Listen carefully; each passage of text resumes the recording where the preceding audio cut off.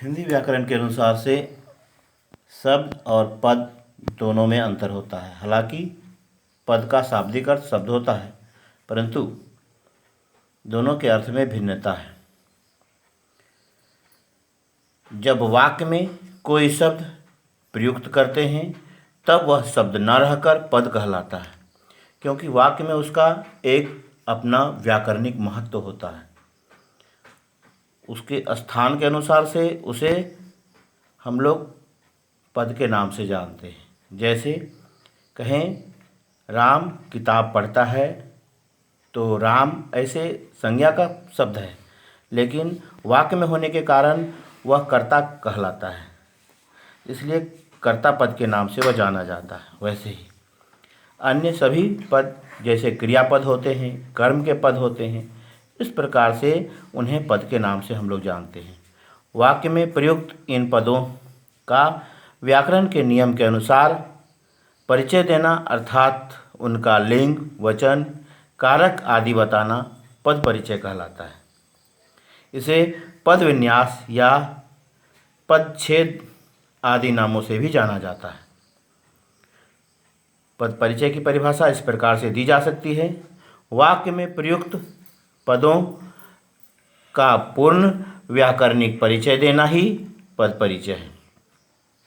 पद दो प्रकार के होते हैं, विकारी तथा अविकारी पद।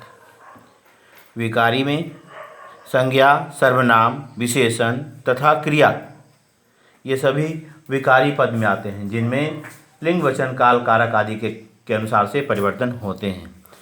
अविकारी पद में क्रिया विशेषण, संबंध बोधक, समुच्चय बोधक, विस्मय आदि बोधक ये चार अव्यय के पद हैं, जिनमें किसी भी स्थिति के अनुसार से कोई भी विकार उत्पन्न नहीं होता है। वाक्य में प्रयुक्त पदों का व्याकरणिक परिचय देने के लिए निम्नलिखित बातों को ध्यान में रखना चाहिए। पहला, संज्ञा। संज्ञा के भेद: व्यक्तिवाचक, जातिवाचक, भाववाचक। लिंग, वचन, कारक तथा क्रिया के साथ उसका संबंध। सर्वनाम। सर्वनाम के भेद: पुरुषवाचक, निश्चयवाचक, अनिश्चयवाचक, संबंधवाचक, प्रश्नवाचक। लिंग, वचन, कारक तथा क्रिया के साथ इसका संबंध। विशेषण भेद: गुणवाचक, संख्यावाचक, परिमाणवाचक, सार्वनामिक विशेषण।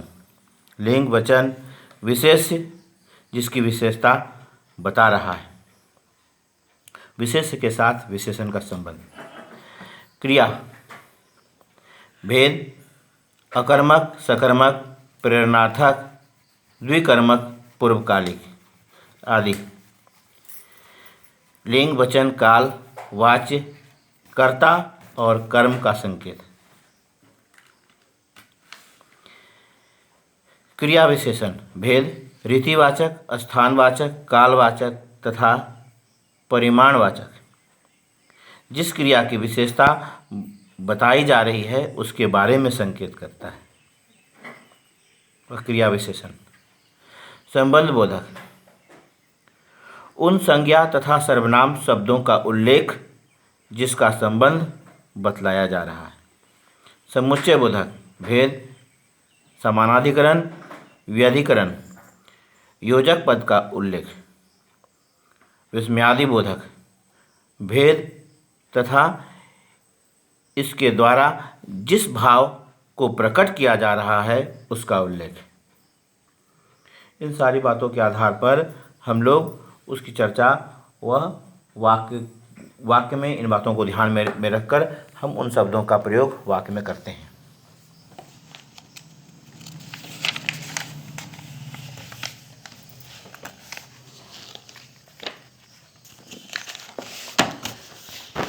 उदाहरण के रूप में वाक्य इस प्रकार है: आकाश यहाँ रहता है।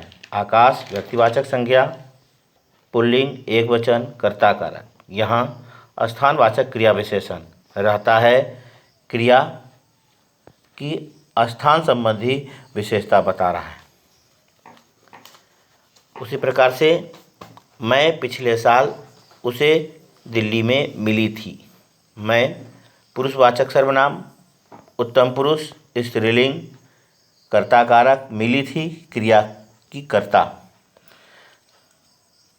साल जातिवाचक संज्ञा, पुल्लिंग एकवचन, दिल्ली में व्यक्तिवाचक संज्ञा, पुल्लिंग एकवचन, अधिकरण कारक।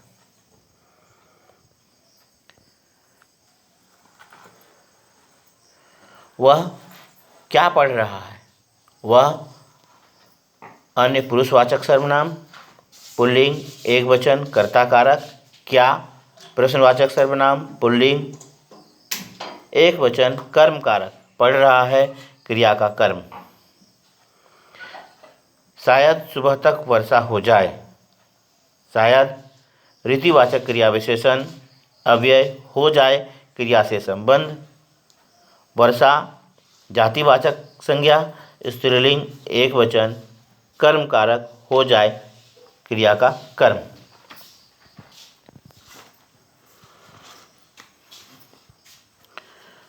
मैं कल बीमार थी इसलिए स्कूल नहीं गई। मैं इसमें पुरुषवाचक सर्वनाम, उत्तम पुरुष स्त्रीलिंग एकवचन, कर्ता कारक, इसलिए समुच्चय बोधक अव्यय व्यधिकरण दो वाक्यों को जोड़ता है। मैंने उसे एक कविता सुनाई। मैंने पुरुषवाचक सर्वनाम, उत्तम पुरुष पुल्लिंग या स्त्रीलिंग, कर्ता कारक। उसे पुरुषवाचक सर्वनाम, अन्य पुरुष एकवचन, स्त्रीलिंग या पुल्लिंग, कर्म कारक। सुनाई सकर्मक क्रिया एकवचन, स्त्रीलिंग। भूतकाल कर्तृवाच्य, कर्ता मैंने, कर्म कविता। इस प्रकार से उदाहरण दिया जा सकता है। इसके बाद कहेंगे प्रयोग के आधार पर पद परिचय में जो भिन्नता आती है वह कौन। वह सर्वनाम के रूप में जब कहेंगे तो उदाहरण है छत पर कौन बैठता है। विशेषण के आधार पर कौन लड़का था जो झगड़ रहा था। यहाँ कौन विशेषण के रूप में है। क्रिया विशेषण के रूप में अच्छे अंक लाना कौन कठिन है।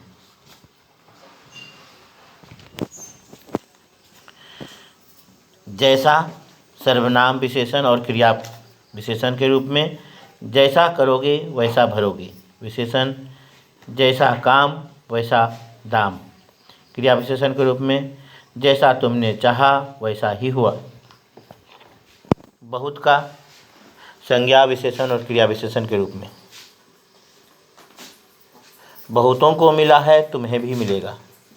विशेषण बहुत भूख लगी है। क्रिया विशेषण वह बहुत तड़पी पर मदद के लिए कोई न आया।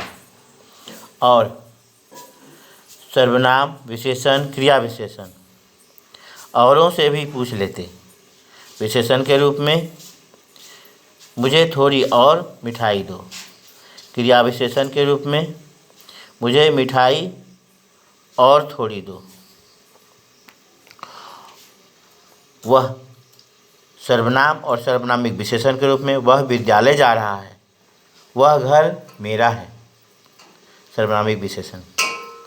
अच्छा संज्ञा विशेषण और क्रिया विशेषण के रूप में अच्छों की संगति में तुम भी अच्छे बन जाओगे। विशेषण के रूप में अच्छे बच्चों को सभी प्यार करते हैं। क्रिया विशेषण के रूप में वह अच्छा नाचती है। विस्मयादि बोधक के रूप में अच्छा यह तुमने बनाया है। एक शब्द का सर्वनाम विशेषण और क्रिया विशेषण के रूप में एक ने कविता पाठ किया। विशेषण के रूप में एक फूल मुझे भी दो। क्रिया विशेषण के रूप में एक तो पीटा दूसरे शिकायत भी कर दी। इस प्रकार से हम लोग पद परिचय को अपनी आवश्यकता अनुसार उसका प्रयोग करते हैं उन शब्दों का। और उपयुक्त शब्दों के प्रयोग के द्वारा सही और उचित वाक्य का निर्माण होता है। धन्यवाद।